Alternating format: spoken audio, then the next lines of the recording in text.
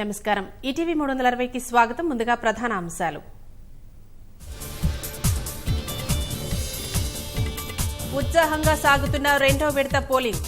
ఓటేసేందుకు తరలిస్తున్న ప్రముఖులు, ప్రజలు. ఎన్నికల వేళ అక్కడక్కడ హింసాత్మక ఘటనలు. బంగాల్లో ఉద్రిక్తతలు, పోలీసుల లాఠీచార్జ్. ఛత్తీస్గఢ్లో పేటరేగిపోయిన మావోయిస్టులు. ఎల్ఈడీ పేలుడులో ఓ జవానుకు గాయాలు.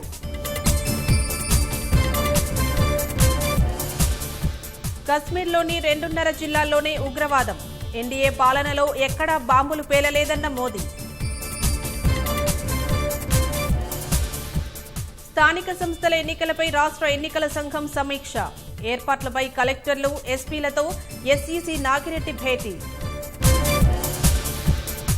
అంబేద్కర్ విగ్రహ ఘటనలో చర్యలేవన్న భాజపా. సర్కారు నిర్లక్ష్యం వీడాలని డిమాండ్.